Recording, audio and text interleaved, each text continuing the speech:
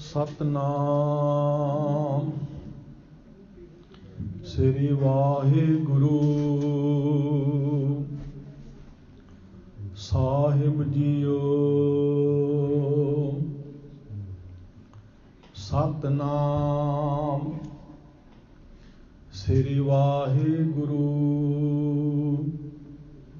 ਸਾਹਿਬ JIO.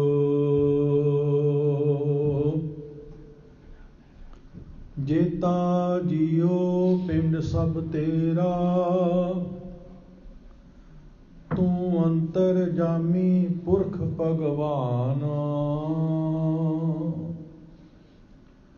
ਦਾਸਨ ਦਾਸ ਕਹੈ ਜਨ ਨਾਨਕ, ਜਿਹਾ ਤੂੰ ਕਰਾਹੇ ਤਿਹਾ ਹਉ ਕਰੀ ਵਖਿਆ। ਦਾਸਨ ਦਾਸ ਕਹੈ ਜਨ ਨਾਨਕ, ਜਿਹਾ ਤੂੰ ਕਰਾਹੇ ਤਿਹਾ ਹਉ ਕਰੀ ਵਖਿਆ। ਦੋਹਰਾ ਬਲ ਛੁਟ ਕਿਉ ਮਨ ਪਰੇ, ਕਛੁ ਨ ਹੋਤਿ ਉਪਾਏ। ਕਹੋ ਨਾਨਕ ਅਬ ਓਟ ਹਰ, ਗਜ ਜਿਉ ਹੋ ਸਹਾਏ। ਬਲ ਛੁਟ ਕਿਉ ਬੰਧਨ ਭਰੇ। ਵਾਹਿਗੁਰੂ ਜੀ ਕਾ ਖਾਲਸਾ, ਵਾਹਿਗੁਰੂ ਜੀ ਕੀ ਫਤਿਹ। ਪਰਮ ਸਨਮਾਨਯੋਗ ਸਤਿਗੁਰੂ ਧੰਨ ਧੰਨ ਸਤਿਗੁਰੂ ਸਾਹਿਬ ਸ੍ਰੀ ਗੁਰੂ ਗ੍ਰੰਥ ਸਾਹਿਬ ਮਹਾਰਾਜ ਜੀ ਦੇ ਪਾਵਨ ਪਵਿੱਤਰ ਚਰਨਾਂ ਦੇ ਵਿੱਚ ਜੁੜ ਬੈਠੀ ਗੁਰਸਿੱਖ ਸਾਧ ਸੰਗਤ ਜੀਓ, ਵਡਭਾਗੀ ਹੋ। ਸ਼ਾਮ ਦੇ ਦੀਵਾਨ ਦੀ ਹਾਜ਼ਰੀ ਧੰਨ ਸ੍ਰੀ ਗੁਰੂ ਗ੍ਰੰਥ ਸਾਹਿਬ ਮਹਾਰਾਜ ਜੀ ਦੇ ਪਾਵਨ ਚਰਨਾਂ ਵਿੱਚ ਭਰ ਰਹੇ ਹੋ।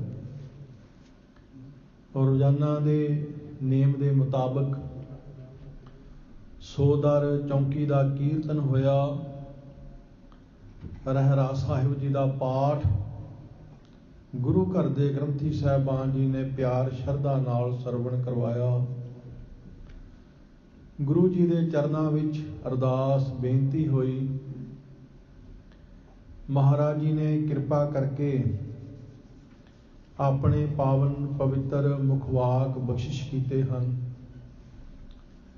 ਆਪ ਸਰਬੱਤ ਸੰਗਤਾਂ ਭਲੀ ਭਾਂਤ ਜਾਣਦੇ ਹੋ, ਇਹ ਸਾਰੇ ਪ੍ਰੋਗਰਾਮ ਧੰਨ ਧੰਨ ਸਤਿਗੁਰੂ ਸਾਹਿਬ ਸ੍ਰੀ ਗੁਰੂ ਤੇਗ ਬਹਾਦਰ ਸਾਹਿਬ ਮਹਾਰਾਜ, ਜਿਨ੍ਹਾਂ ਦੇ 400 ਸਾਲਾ ਪ੍ਰਕਾਸ਼ ਦਿਹਾੜੇ ਨੂੰ ਸੰਬੰਧਿਤ ਹਨ।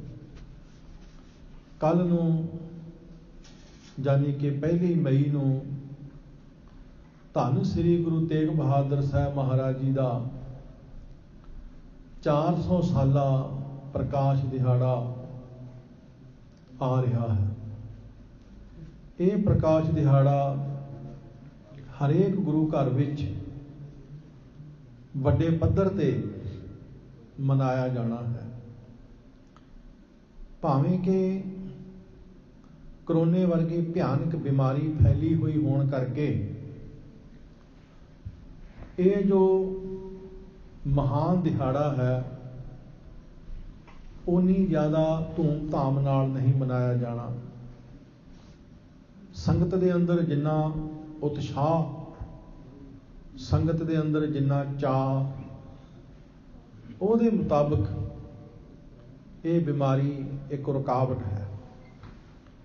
ਕਿਉਂਕਿ ਨਿਯਮਾਂ ਦਾ ਪਾਲਣ ਕਰਨਾ ਅਤਿਅੰਤ ਜ਼ਰੂਰੀ ਹੈ। ਜੋ ਇਸ ਭਿਆਨਕ ਬਿਮਾਰੀ ਤੋਂ ਬਚਣ ਵਾਸਤੇ ਕਾਇਦੇ ਕਾਨੂੰਨ ਵਿਦਵਾਨਾਂ ਨੇ ਨਿਯਮ ਬਣਾਏ ਹਨ, ਉਹ ਅਤਿਅੰਤ ਜ਼ਰੂਰੀ ਹਨ। ਪਰ ਫਿਰ ਵੀ ਗੁਰੂ ਘਰਾਂ ਦੇ ਵਿੱਚ ਸਵੇਰ ਸ਼ਾਮ ਸੰਗਤ ਜੁੜਦੀ ਹੈ। ਇਸ ਅਸਥਾਨ ਤੇ ਅੰਮ੍ਰਿਤ ਵੇਲੇ ਧੰਨ ਗੁਰੂ ਤੇਗ ਬਹਾਦਰ ਸਾਹਿਬ ਮਹਾਰਾਜ ਜੀ ਦੇ ਪਾਵਨ ਜੀਵਨ ਦੇ ਨਾਲ ਸਾਂਝ ਪਾਈ ਜਾਂਦੀ, ਲੜੀਵਾਰ ਕਥਾ ਹੁੰਦੀ ਅਤੇ ਇਸੇ ਤਰ੍ਹਾਂ ਸ਼ਾਮ ਨੂੰ ਧੰਨ ਗੁਰੂ ਤੇਗ ਬਹਾਦਰ ਸਾਹਿਬ ਮਹਾਰਾਜ ਜੀ ਦੇ ਉਚਾਰਨ ਕੀਤੇ ਹੋਏ ਸ਼ਲੋਕਾਂ ਦੀ ਕਥਾ ਚੱਲ ਰਹੀ ਹੈ। ਉਸ ਤੋਂ ਬਾਅਦ ਸਿਮਰਨ ਸਾਧਨਾ ਹੈ। ਧੰਨ ਗੁਰੂ ਤੇਗ ਬਹਾਦਰ ਸਾਹਿਬ ਮਹਾਰਾਜ ਜੀ ਦੀ ਜੋ ਬਾਣੀ ਹੈ 15 ਰਾਗਾਂ ਦੇ ਵਿੱਚ ਮਹਾਰਾਜ ਜੀ ਦੇ 59 ਸ਼ਬਦ ਉਚਾਰਨ ਕੀਤੇ ਹੋਏ ਹਨ। 15 ਰਾਗਾਂ ਵਿੱਚ 59 ਸ਼ਬਦ ਨੇ ਧੰਨ ਗੁਰੂ ਤੇਗ ਬਹਾਦਰ ਸਾਹਿਬ ਮਹਾਰਾਜ ਦੇ, ਔਰ ਜਿਹਦੇ ਵਿੱਚੋਂ 15ਵਾਂ ਰਾਗ ਜੈਜਾਵੰਤੀ ਉਹ ਧੰਨ ਗੁਰੂ ਤੇਗ ਬਹਾਦਰ ਸਾਹਿਬ ਮਹਾਰਾਜ ਜੀ ਦਾ ਗਾਇਆ ਹੋਇਆ ਰਾਗ ਹੈ। ਹਿੰਦੁਸਤਾਨ ਜਿਸ ਦੀ ਸੰਗੀਤ ਪੱਧਤੀ ਬੜੀ ਅਮੀਰ ਪੱਧਤੀ ਹੈ, ਗੁਰੂ ਸਾਹਿਬਾਨ ਨੇ ਹਿੰਦੁਸਤਾਨੀ ਭਾਰਤੀ ਸ਼ਾਸਤਰੀ ਸੰਗੀਤ ਨੂੰ ਕਈ ਰਾਗ ਦਿੱਤੇ, ਨਵੇਂ ਰਾਗ ਦਿੱਤੇ, ਤੇ ਕਈ ਭਾਰਤੀ ਸ਼ਾਸਤਰੀ ਸੰਗੀਤ ਦੇ ਅਪ੍ਰਚਲਿਤ ਰਾਗ ਉਹਨਾਂ ਨੂੰ ਗੁਰੂ ਸਾਹਿਬ ਨੇ ਗਾਇਆ। ਤੁਖਾਰੀ ਰਾਗ, ਮਾਝ ਰਾਗ, ਇਹ ਰਾਗ ਗੁਰੂ ਸਾਹਿਬ ਨੇ ਦਿੱਤੇ। ਤੇ ਜੈਜਾਵੰਤੀ ਰਾਗ ਇਹ ਧੰਨ ਗੁਰੂ ਤੇਗ ਬਹਾਦਰ ਸਾਹਿਬ ਮਹਾਰਾਜ ਜੀ ਨੇ ਭਾਰਤੀ ਸ਼ਾਸਤਰੀ ਸੰਗੀਤ ਨੂੰ ਰਾਗ ਦਿੱਤਾ। ਜੈਜਾਵੰਤੀ ਰਾਗ ਅੱਜ ਭਾਰਤੀ ਸ਼ਾਸਤਰੀ ਸੰਗੀਤ ਵਿੱਚ ਬਹੁਤ ਹੀ ਜ਼ਿਆਦਾ ਪ੍ਰਚਲਿਤ ਤੇ ਬਹੁਤ ਹੀ ਜ਼ਿਆਦਾ ਹਰਮਨ ਪਿਆਰਾ ਰਾਗ ਹੈ। ਇਸ ਰਾਗ ਵਿੱਚ ਮਹਾਰਾਜ ਜੀ ਨੇ 4 ਸ਼ਬਦ ਉਚਾਰਨ ਕੀਤੇ ਧੰਨ ਗੁਰੂ ਤੇਗ ਬਹਾਦਰ ਸਾਹਿਬ ਜੀ ਨੇ। ਹਜ਼ੂਰ ਸੱਚੇ ਪਾਤਸ਼ਾਹ ਜੀ ਦੀ ਜਿੰਨੀ ਵੀ ਬਾਣੀ ਹੈ ਸਾਰੀ ਬਾਣੀ ਵੈਰਾਗ ਵਿੱਚ ਭਿੱਜੀ ਹੋਈ ਬਾਣੀ ਹੈ। ਸਾਰੀ ਬਾਣੀ ਸਾਨੂੰ ਕੁਰਾਹੇ ਪਿਆ ਹੋਇਆਂ ਨੂੰ ਜੀਵਨ ਦੇ ਸਹੀ ਰਾਹ ਤੇ ਲਿਆਉਣ ਵਾਲੀ ਬਾਣੀ ਹੈ। ਹਜ਼ੂਰ ਕਹਿੰਦੇ ਨੇ, ਰੇ ਨਰ ਇਹ ਸਾਚੀ ਜੀ ਧਾਰ, ਹੇ ਮਨੁੱਖ ਆਪਣੇ ਜੀ ਵਿੱਚ, ਆਪਣੇ ਦਿਲ ਦਿਮਾਗ ਵਿੱਚ ਇਹ ਸਹੀ ਗੱਲ ਧਾਰਨ ਕਰ ਲੈ, ਸੱਚੀ ਗੱਲ ਆਪਣੇ ਦਿਲ ਦਿਮਾਗ ਵਿੱਚ ਬਿਠਾ ਲੈ। ਰੇ ਨਰ ਇਹ ਸਾਚੀ ਜੀ ਧਾਰ, ਸਗਲ ਜਗਤ ਹੈ ਜੈਸੇ ਸੁਪਨਾ, ਬਿਨਸਤ ਲਗਤ ਨਾ ਪਾਰ। ਇਹ ਸੰਸਾਰ ਸੁਪਨੇ ਦੀ ਤਰ੍ਹਾਂ ਹੈ। ਇਹ ਸੰਸਾਰ ਨੂੰ ਬਿਨਸਦਿਆਂ ਕੋਈ ਦੇਰੀ ਨਹੀਂ ਲੱਗਦੀ, ਕੋਈ ਬਹੁਤਾ ਸਮਾਂ ਨਹੀਂ ਲੱਗਦਾ। ਇਸ ਲਈ ਸੁਪਨੇ ਦੀ ਤਰ੍ਹਾਂ ਇਹ ਜੋ ਸੰਸਾਰ ਹੈ ਇਸ ਨਾਲ ਇੰਨਾ ਮੋਹ ਨਾ ਪਾ। ਇਹ ਜੋ ਸੁਪਨੇ ਦੀ ਤਰ੍ਹਾਂ ਬਿਨਸਨਹਾਰ ਸੰਸਾਰ ਹੈ ਇਹਦੇ ਨਾਲ ਤੂੰ ਇੰਨੀ ਜ਼ਿਆਦਾ ਗੰਢ ਧੁੱਪ ਨਾ ਕਰ, ਤਾਂ ਕਿ ਮੁੜ ਤੈਨੂੰ ਪਛਤਾਉਣਾ ਪਵੇ, ਤੈਨੂੰ ਦੁਖੀ ਹੋਣਾ ਪਵੇ।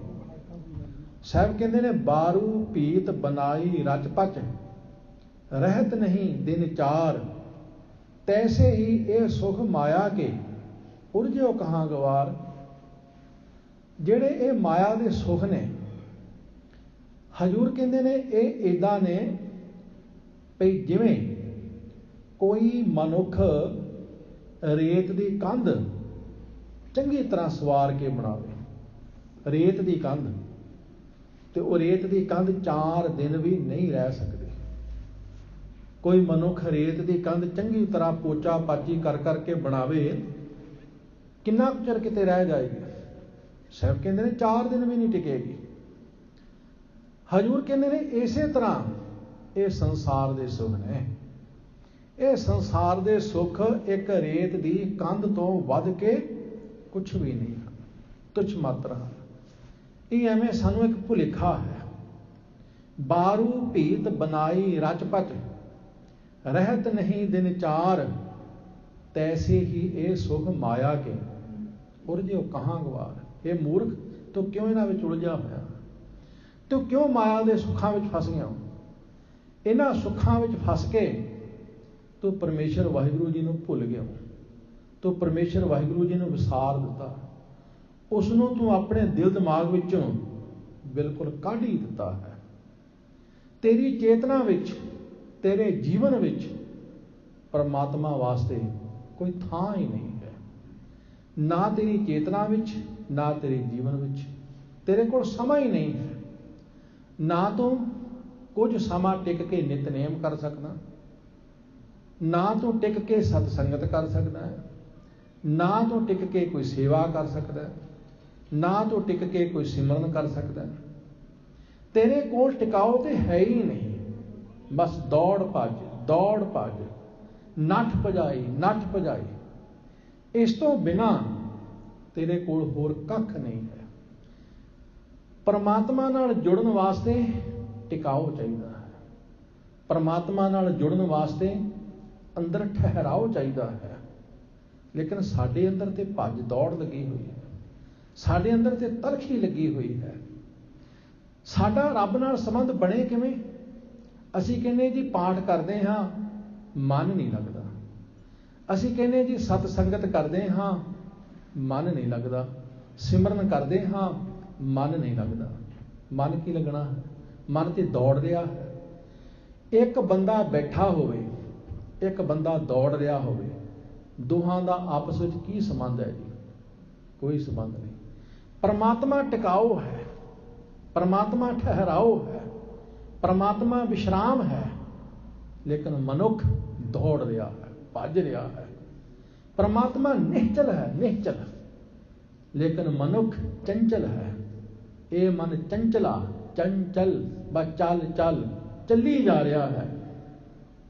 एक मनुख बैठा, एक दौड़ रहा, दोहां दा आपस विच कोई वाह वास्ता नहीं।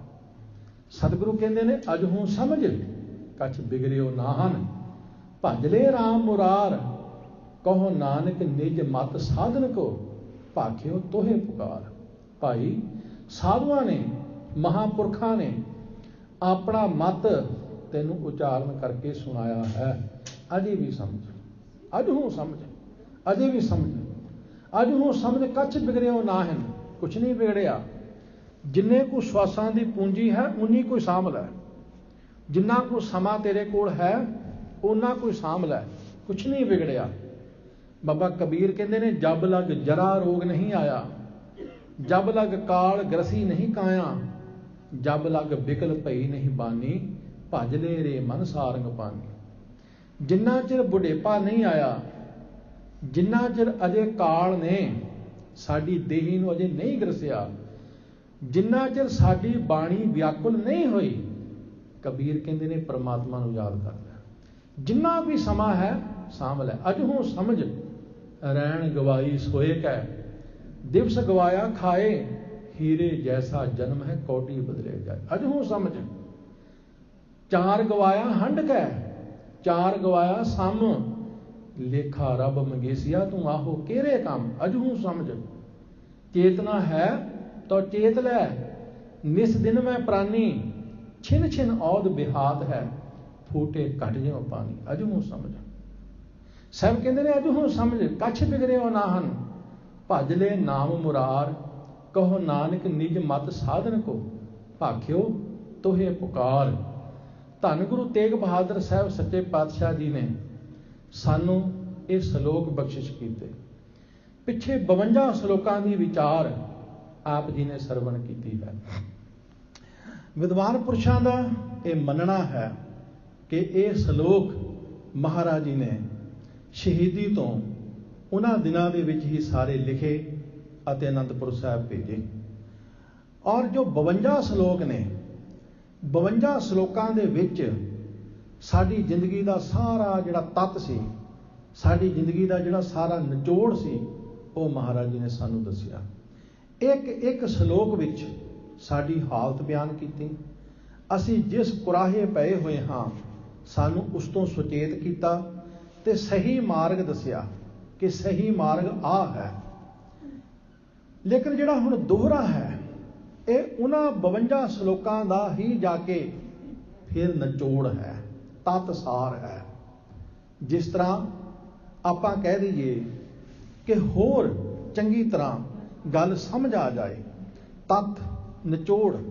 उदाहरण के तौर पर आपां खबरां सुनते हैं ना, आपां 10 मिनट खबरां सुनिया, हुण कोई सानू पुछे कि खबरां विच की सुनिया, असीं उहनूं 10 मिनट नहीं सुणावांगे। सारियां खबरां दा तत्त सार असीं 1 मिनट विच अगले नूं दस दिंदे हां। 1 मिनट विच कि खास खबर आ है। असीं कोई किताब पढ़दे हां 100-200 सफ़े दी, ते सानूं कोई पुछे इस किताब दे विच की लिखिया, ते असीं कोई उसनूं 200 सफ़ा थोड़ो पढ़ के सुणांदे हां।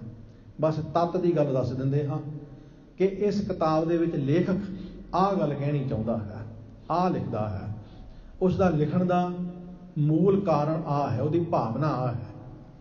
सतगुरु सच्चे पातशाह जी भी इन्हां जिहड़े हुण 5 श्लोक ने ਉਹਦੇ ਵਿੱਚ ਸਾਨੂੰ बहुत बारीक बड़ा सूक्ष्म नुकते समझा रहे हैं। इन्हां श्लोकां ਦੀ ਜਿਹੜੀ विचार है बड़ी ਵੱਖਰੀ जी विचार है, बड़ी अलग जी विचार है।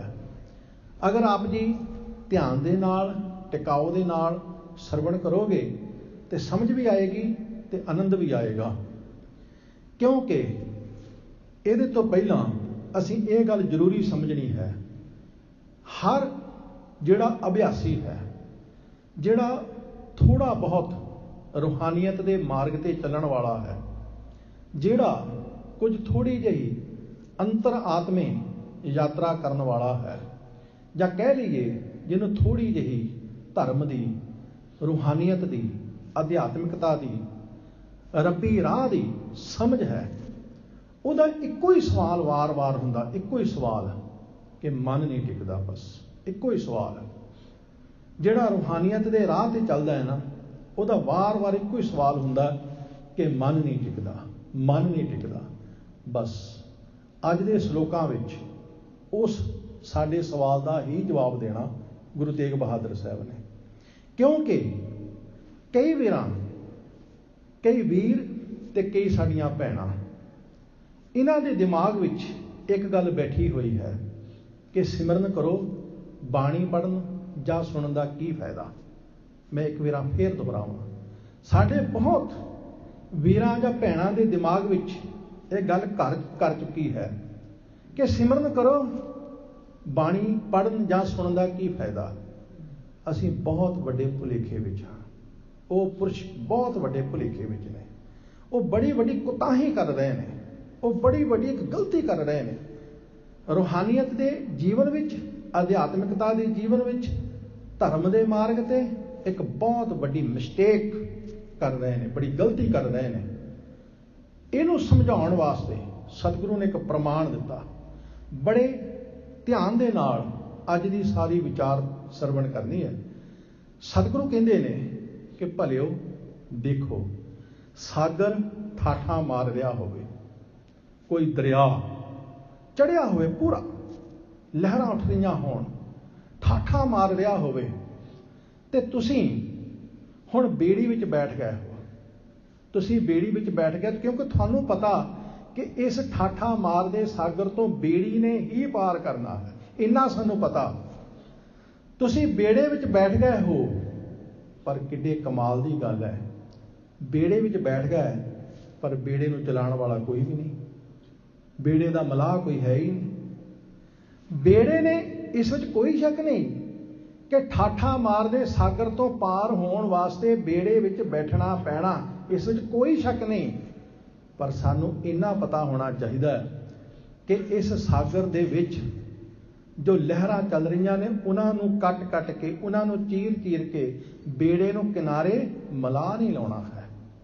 ਨਹੀਂ ਤੇ ਸਾਡਾ ਬੇੜਾ ਵੀ ਉਸੇ ਘੁੰਮਣ ਘੇਰੀ ਦੇ ਵਿੱਚ ਫਸ ਜਾਏਗਾ ਤੇ ਅਸੀਂ ਵੀ ਵਿਪਤਾ ਦੇ ਵਿੱਚ ਫਸ ਜਾਵਾਂਗੇ। ਸਤਿਗੁਰੂ ਕਹਿੰਦੇ ਨੇ ਨਾਮ ਬੋਹਿਤ ਹੈ, ਨਾਮ ਜਹਾਜ਼ ਹੈ, ਬਾਣੀ ਖੇਵਟ ਹੈ, ਗੁਰੂ ਮਲਾਹ ਹੈ। ਇੱਥੇ ਮਾਇਆ ਦਾ ਸਾਗਰ ਠਾਠਾਂ ਮਾਰ ਰਿਹਾ ਹੈ, ਬੜਾ ਸ਼ਕਤੀਸ਼ਾਲੀ ਹੈ। ਮੋਹ ਮਾਇਆ ਦਾ ਸਾਗਰ ਉਛਾਲੇ ਮਾਰ ਰਿਹਾ ਹੈ। ਤੇ ਸਤਿਗੁਰੂ ਕਹਿੰਦੇ ਨੇ ਕਿਵੇਂ ਪਾਰ ਲੰਘੇਗਾ ਸੱਜਣਾ? ਪਰਮਾਤਮਾ ਦੇ ਨਾਮ ਨੂੰ ਬੋਹਿਤ ਬਣਾ, ਗੁਰੂ ਨੂੰ ਖੇਵਟ ਬਣਾ, ਗੁਰੂ ਨੂੰ ਮਲਾਹ ਬਣਾ।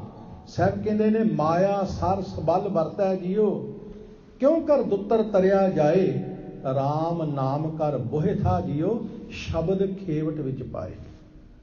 ਕਹਿਣ ਲੱਗੇ ਨਾਮ ਨੂੰ ਬੋਹਿਤ ਬਣਾ, ਗੁਰੂ ਦੇ ਸ਼ਬਦ ਨੂੰ, ਗੁਰੂ ਦੀ ਬਾਣੀ ਨੂੰ ਖੇਵਟ ਬਣਾ, ਮਲਾਹ ਬਣਾ।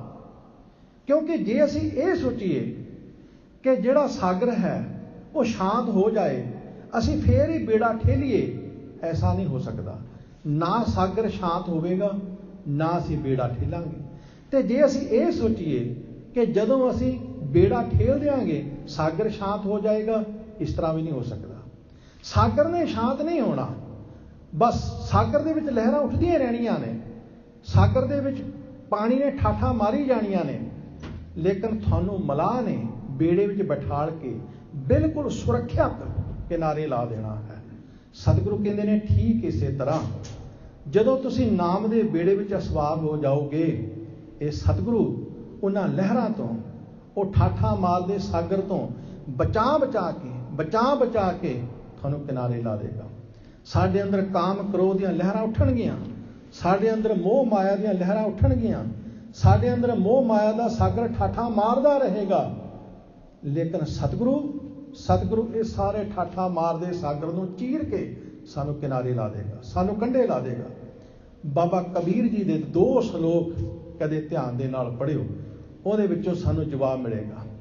ਬਾਬਾ ਕਬੀਰ ਜੀ ਕਹਿੰਦੇ ਨੇ, ਦੁੱਖਾਂ ਸੇਤੀ ਦਿਹੋ ਗਿਆ, ਸੂਲਾਂ ਸੇਤੀ ਰਾਤ, ਖੜਾ ਪੁਕਾਰੇ ਪਾਤਣੀ, ਬੇੜਾ ਕੱਪਰਵਾਤ। ਅਸੀਂ ਦੁਖੀ ਹਾਂ, ਦੁੱਖਾਂ ਸੇਤੀ ਦਿਹੋ ਗਿਆ। ਸਾਡਾ ਦਿਨ ਦੁੱਖਾਂ ਨਾਲ ਬੀਤਦਾ ਹੈ, ਸਾਡੀ ਰਾਤ ਇੱਦਾਂ ਬੀਤਦੀ ਹੈ ਜਿਵੇਂ ਅਸੀਂ ਸੂਲਾਂ ਉੱਪਰ ਪਏ ਹੋਈਏ। ਦੁੱਖਾਂ ਸੇਤੀ ਦਿਹੋ ਗਿਆ, ਸੂਲਾਂ ਸੇਤੀ ਰਾਤ, ਖੜਾ ਪੁਕਾਰੇ ਪਾਤਣੀ। ਪਾਤਣੀ ਉਸ ਨੂੰ ਕਹਿੰਦੇ ਨੇ ਜਿਹੜਾ ਪੱਤਣ ਦਾ ਭੇਤੀ ਹੁੰਦਾ ਹੈ, ਜਿਸ ਨੂੰ ਪਤਾ ਹੁੰਦਾ ਹੈ ਕਿ ਕਿੱਥੇ ਪਾਣੀ ਡੂੰਘਾ ਹੈ, ਕਿੱਥੇ ਪਾਣੀ ਉੱਚਾ ਹੈ, ਉਹਨੂੰ ਪਾਤਣੀ ਕਹਿੰਦੇ ਨੇ। ਜਿਹੜਾ ਪੱਤਣ ਦਾ ਭੇਤੀ ਹੁੰਦਾ ਹੈ, ਗੁਰੂ ਪਾਤਣੀ ਹੈ। ਖੜਾ ਪੁਕਾਰੇ ਪਾਤਣੀ, ਗੁਰੂ ਕਿਨਾਰੇ ਖੜ ਕੇ ਪੁਕਾਰ ਰਿਹਾ, ਆਵਾਜ਼ ਦੇ ਰਿਹਾ, ਕਹਿੰਦਾ ਬੇੜਾ ਕੱਪਰਵਾਤ। ਕੱਪਰ ਕਹਿੰਦੇ ਨੇ ਲਹਿਰਾਂ ਨੂੰ। ਗੁਰੂ ਪੁਕਾਰ ਕੇ ਸਾਨੂੰ ਕਹਿ ਰਿਹਾ, ਉਹ ਭਲਿਓ ਤੁਹਾਡੀ ਜ਼ਿੰਦਗੀ ਦਾ ਬੇੜਾ ਇਹ ਵਿਕਾਰਾਂ ਦੀਆਂ ਲਹਿਰਾਂ ਦੇ ਵਿੱਚ ਫਸ ਚੁੱਕਾ ਹੈ, ਇਹ ਵਿਕਾਰਾਂ ਦੇ ਮੂੰਹ ਵਿੱਚ ਫਸ ਚੁੱਕਾ ਹੈ। ਗੁਰੂ ਕਹਿੰਦੇ ਨੇ, ਬਾਬਾ ਫਰੀਦ ਕਹਿੰਦੇ ਨੇ, ਫਰੀਦਾ ਲੰਮੀ ਲੰਮੀ ਨਦੀ ਵਹਿ, ਕੰਧੀ ਕੀਰਾ ਹੇਠ। ਸਾਡੇ ਅੰਦਰ ਵਿਕਾਰਾਂ ਦੀ ਬਹੁਤ ਲੰਮੀ ਨਦੀ ਚੱਲ ਰਹੀ ਹੈ, ਬਾਹਰ ਨਹੀਂ, ਅੰਦਰ, ਸਾਡੇ ਅੰਦਰ ਕਾਮ ਕ੍ਰੋਧ ਦੀ ਨਦੀ ਵਹਿ ਰਹੀ ਹੈ, ਸਾਡੇ ਅੰਦਰ ਮੋਹ ਮਾਇਆ ਦੀ ਨਦੀ ਵਹਿ ਰਹੀ ਹੈ, ਸਾਡੇ ਅੰਦਰ ਈਰਖਾ ਦਵੈਸ਼ ਦੀ ਨਦੀ ਵਹਿ ਰਹੀ ਹੈ। ਲੰਮੀ ਲੰਮੀ ਨਦੀ ਵਹਿ, ਕੰਧੀ ਕੀਰਾ ਹੇਠ। ਸਾਡੀ ਕੰਧ ਨੂੰ ਕੇਰਨ ਵਾਸਤੇ, ਸਾਡੀ ਕੰਧ ਢਾਉਣ ਵਾਸਤੇ। ਕੰਧ ਦਾ ਅਰਥ ਕੀ ਹੁੰਦਾ ਹੈ? ਹੱਦਬੰਦੀ। ਸਾਨੂੰ ਸਾਡੀ ਮਰਜ਼ਾਦਾ ਨੂੰ ਤੋੜਨ ਵਾਸਤੇ, ਸਾਨੂੰ ਆਪਣੇ ਵਿੱਚ ਲੀਨ ਕਰਨ ਵਾਸਤੇ ਵਿਕਾਰਾਂ ਦੀ ਲੰਮੀ ਨਦੀ ਚੱਲ ਰਹੀ ਹੈ। ਲੰਮੀ ਲੰਮੀ ਨਦੀ ਵਹਿ, ਕੰਧੀ ਕੀਰਾ ਹੇਤ। ਪਰ ਬਾਬਾ ਫਰੀਦ ਕਹਿੰਦੇ ਨੇ, ਬੇੜੇ ਨੂੰ ਕੱਪਰ ਕਿਆ ਕਰੇ, ਜੇ ਪਾਤਣ ਰਹੇ ਸੁਚੇਤ। ਜੇ ਭਾਈ ਪਾਤਣ ਸੁਚੇਤ ਹੋਵੇ, ਜੇ ਮਲਾਹ ਸੁਚੇਤ ਹੋਵੇ, ਸਿਆਣਾ ਹੋਵੇ, ਸਾਗਰ ਦੇ ਵਿੱਚ ਜਿੰਨੀਆਂ ਮਰਜ਼ੀ ਲਹਿਰਾਂ ਉੱਠਣ, ਤੇ ਸਿਆਣਾ ਪਾਤਣੀ, ਸਿਆਣਾ ਮਲਾਹ ਉਸ ਬੇੜੇ ਨੂੰ ਕਿਨਾਰੇ ਲਾ ਹੀ ਦਿੰਦਾ ਹੈ, ਉਸ ਬੇੜੇ ਨੂੰ ਕੰਢੇ ਲਾ ਹੀ ਦਿੰਦਾ ਹੈ। ਇੱਥੇ ਧੰਨ ਗੁਰੂ ਤੇਗ ਬਹਾਦਰ ਸਾਹਿਬ ਅੱਜ ਸਾਨੂੰ ਇਹੀ ਸਵਾਲਾਂ ਦੇ ਜਵਾਬ ਦਿੰਦੇ ਹਨ। ਜੇ ਅਸੀਂ ਗੁਰੂ ਦਾ ਆਸਰਾ ਛੱਡ ਕੇ ਸਤਿਗੁਰੂ ਵੱਲੋਂ ਮੂੰਹ ਮੋੜ ਕੇ ਅਸੀਂ ਸੋਚੀਏ ਅਸੀਂ ਖਬਰਿਆ ਵਾਹਿਗੁਰੂ ਵਾਹਿਗੁਰੂ ਕਰਕੇ ਕਿਨਾਰੇ ਲੱਗ ਜਾਣਾ, ਖਬਰਿਆ ਅਸੀਂ ਨਾਮ ਜਪ ਕੇ ਅਸੀਂ ਰੱਬ ਨੂੰ ਮਿਲ ਜਾਣਾ, ਤੇ ਸਤਿਗੁਰੂ ਕਹਿੰਦੇ ਨੇ ਤੇ ਬਿਲਕੁਲ ਇਸ ਤਰ੍ਹਾਂ ਜਿਵੇਂ ਕੋਈ ਪਾਤਣੀ ਨੂੰ ਛੱਡ ਕੇ, ਕੋਈ ਮਲਾਹ ਨੂੰ ਛੱਡ ਕੇ ਬੇੜੇ ਵਿੱਚ ਬੈਠਾ ਰਹੇ ਤੇ ਭਰਮ ਪਾਲੀ ਰੱਖੇ, ਖਬਰਿਆ ਮੈਂ ਕਿਨਾਰੇ ਲੱਗ ਜਾਣਾ। ਸਤਿਗੁਰੂ ਕਹਿੰਦੇ ਨੇ, ਭਾਈ ਤੁਸੀਂ ਹਾਰ ਜਾਓਗੇ, ਤੁਸੀਂ ਥੱਕ ਜਾਓਗੇ, ਤੁਹਾਡੀ ਸ਼ਕਤੀ ਤੁਹਾਨੂੰ ਜਵਾਬ ਦੇ ਦੇਗੀ, ਤੁਹਾਡੇ ਸਵਾਲ ਮੁੱਕਣਗੇ ਹੀ ਨਹੀਂ। ਤੁਸੀਂ ਸਾਰੀ ਜ਼ਿੰਦਗੀ ਇਹੀ ਉਲਾਂਭੇ ਦਿੰਦੇ ਰਹੋਗੇ, ਨਾਮ ਤੇ ਬੜਾ ਜਪਦੇ ਹਾਂ ਮਨ ਨਹੀਂ ਟਿਕਦਾ, ਨਾਮ ਤੇ ਬੜਾ ਜਪਦੇ ਹਾਂ ਵਿਕਾਰ ਪਿੱਛਾ ਨਹੀਂ ਛੱਡਦੇ, ਨਾਮ ਤੇ ਬੜਾ ਜਪਦੇ ਹਾਂ ਪਰ ਕੋਈ ਅਸਰ ਨਹੀਂ ਹੁੰਦਾ। ਗੁਰੂ ਕਹਿੰਦੇ ਨੇ ਸਵਾਲ ਤੁਹਾਡੇ ਮੁੱਕਣਗੇ ਹੀ ਨਹੀਂ। ਇਸ ਲਈ ਅੱਜ ਦੇ ਇਹਨਾਂ ਅੰਮ੍ਰਿਤ ਬਚਨਾਂ ਦੇ ਵਿੱਚ ਸਾਹਿਬ ਕੀ ਸਮਝਾਉਂਦੇ ਨੇ, ਬੜੇ ਪਿਆਰ ਦੇ ਨਾਲ ਸਰਵਣ ਕਰੋ। ਪਿਆਰ ਵਿੱਚ ਸਰਬੱਤ ਮਾਈ ਭਾਈ ਆਖੋ ਜੀ, ਸਤਨਾਮ ਸ੍ਰੀ ਵਾਹਿਗੁਰੂ ਸਾਹਿਬ ਜੀ। ਦੋਹਰਾ ਬਾਲ ਛੁਟ ਕਿਉ ਬੰਧਨ ਪਰੇ, ਕਛੂ ਨ ਹੋਤ ਉਪਾਏ। ਮਹਾਰਾਜ ਕਹਿੰਦੇ ਨੇ, ਬਲ ਛੁੱਟ ਕਿਉ, ਹਾਰ ਗਏ ਹਾਂ, ਸ਼ਕਤੀ ਹਾਰ ਗਏ ਹਾਂ, ਸਾਡਾ ਜ਼ੋਰ ਲੱਗ ਗਿਆ ਹੈ, ਬਸ ਅਸੀਂ ਬਿਲਕੁਲ ਨਿਰਾਸ਼ ਹੋ ਚੁੱਕੇ ਹਾਂ।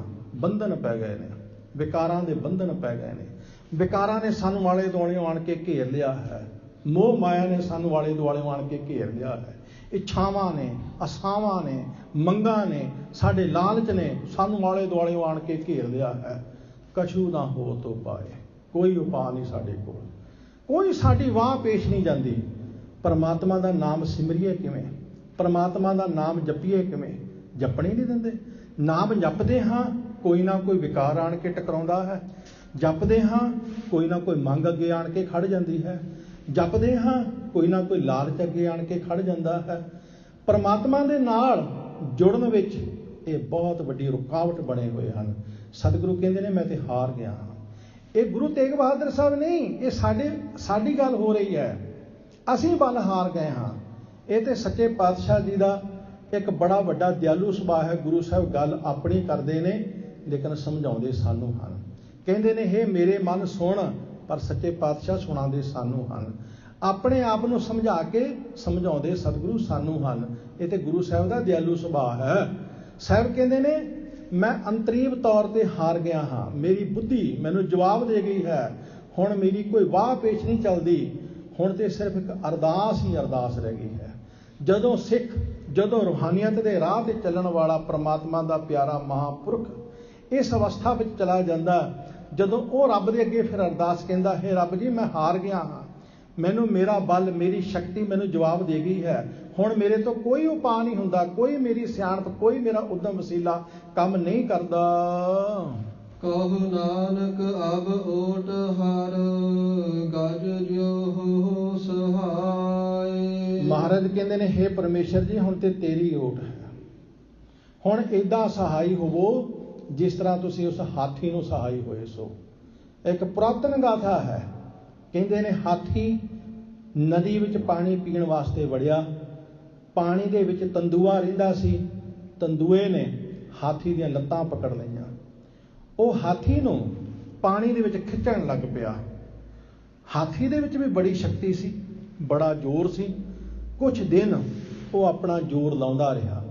ਜਿਹੜੇ ਉਸਦੇ ਹਾਥੀ ਨਾਲ ਦੇ ਸਾਥੀ ਸਨ ਉਹ ਕੁਝ ਦਿਨ ਉਹਦੀ ਮਦਦ ਕਰਦੇ ਰਹੇ, ਕੁਝ ਦਿਨ ਉਹਦਾ ਸਾਥ ਦਿੰਦੇ ਰਹੇ, ਬਾਹਰੋਂ ਟਾਹਣੀਆਂ ਤੋੜ ਕੇ ਲਿਆ ਕੇ ਉਹਨੂੰ ਦਿੰਦੇ ਰਹੇ। ਪਰ ਹੌਲੀ ਹੌਲੀ ਹਾਥੀ ਕਮਜ਼ੋਰ ਹੋਣਾ ਸ਼ੁਰੂ ਹੋ ਗਿਆ, ਕਿਉਂਕਿ ਹਾਥੀ ਬਾਹਰ ਰਹਿੰਦਾ ਸੀ, ਤੰਦੂਏ ਦੀ ਖੁਰਾਕ ਤੇ ਪਾਣੀ ਦੇ ਵਿੱਚ ਹੀ ਸੀ। ਉਹ ਤੰਦੂਏ ਦਾ ਮੁਕਾਬਲਾ ਨਾ ਕਰ ਸਕਿਆ। ਹਾਥੀ ਪਾਣੀ ਦੇ ਵਿੱਚ ਗਰਕ ਹੋਣਾ ਸ਼ੁਰੂ ਹੋ ਗਿਆ, ਪਾਣੀ ਦੇ ਵਿੱਚ ਡੁੱਬਣਾ ਸ਼ੁਰੂ ਹੋ ਗਿਆ। ਉਹ ਜਿਹੜੇ ਸਾਥੀ ਸੀ ਉਹ ਵੀ ਸਭ ਸਾਥ ਛੱਡ ਗਏ।